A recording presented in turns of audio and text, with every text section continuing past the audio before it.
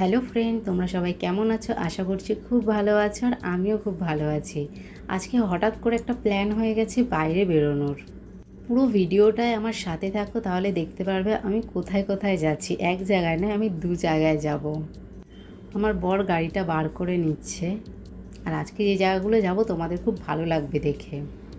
গাড়িটা বার করে নিচ্ছে, দেখো গাড়িটা বেরিয়ে গেছে আর আমি বসে পড়েছি। ও কিছু সিরিয়াস কথা বলছিল যেগুলো আমি বুঝতে পারিনি কিছুই। চলো।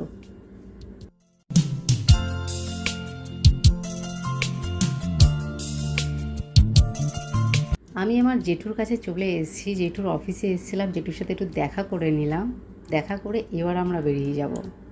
দেখো রাস্তায় যেতে যেতে কত লাইটিং, কত প্যান্ডেল তোমাদেরকে দেখাচ্ছি। কারণ কি বলো তো, এখানে না খুব বড় করে গণেশ পুজো হয় 11 দিন ধরে। আমাদের ওয়েস্ট বেঙ্গলে যেমন দুর্গা পুজো হয়, সেরকম এখানে গণেশ পুজো হয়।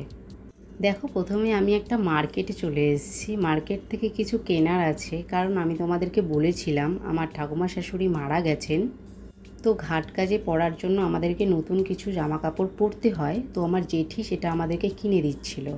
আমি কিনে নিয়ে সামনে একটা মণ্ডপ ছিল, তো সেখানে চলে এসেছি গনুকে দেখতে। তোমরা সবাই দেখো কেমন লাগলো সেটাও আমাকে জানাবে, আর লাস্ট পর্যন্ত ভিডিওটায় থাকো। একটা চমক আছে, খুব ভালো চমক আছে একটা।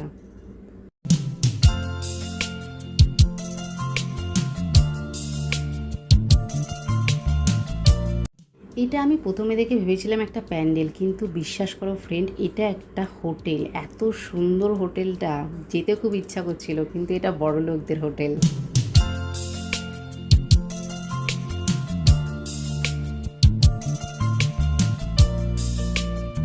এটা দেখতে পাচ্ছ ফ্রেন্ড, এটা হলো বি.আর. আম্বেদকরের কিছু একটা হবে, আর ইনি হলো বি.আর. আম্বেদকর। আমি যদি ভুল হয়ে থাকি তোমরা একটু আমাকে প্লিজ কমেন্টে জানিও। দেখো তোমাদের সাথে কথা বলতে বলতে আমি ফাইনালি মেলায় চলে এসেছি। মেলাটা অনেক বড় ছিল। বর ভিডিওতে আসছে না, ওর শরীরটা খুব খারাপ আর খুব ভিড়। দেখো কত লোকের মাঝখানে লাইনে দাঁড়িয়ে আছি। চলো ভিডিওটা দেখতে থাকো, তোমাদেরকে দেখাবো খুব স্পেশাল একটা জিনিস। এবার দেখো কত বড় একটা গণেশ ঠাকুর, অনেকটা বড়। আমি জানি না ফোনে ভালো করে বুঝতে পারছো কিনা, কিন্তু অনেকটা বড়, খুব সুন্দর ঠাকুরটা, তাই জন্যই এত ভিড় হয়েছে এখানে।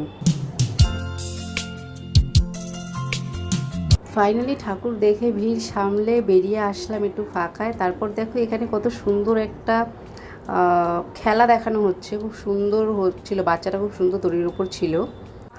এখন মেলা ঘুরে চলে এসেছি একটা অনেক বড় রেস্টুরেন্টে, একটা কফি খাবো বলে।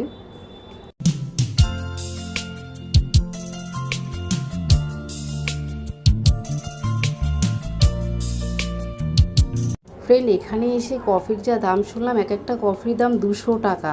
শুনে সুইটকর্ন নিয়ে নিলাম, সুইটকর্ন খেলাম দুজনে মিলে। যেহেতু ওর শরীরটা একটু খারাপ ছিল, একটু ঝাল ঝাল ছিল, হয়তো খেতে ভালো ছিল। তারপরে যাওয়ার সময় দেখো ভাসান হচ্ছিল কিছু কিছু গণেশের, তো ভাসান দেখতে দেখতে আমরা বাড়ি চলে গেলাম। টাটা গাইস, নেক্সট ভিডিওতে দেখা হচ্ছে।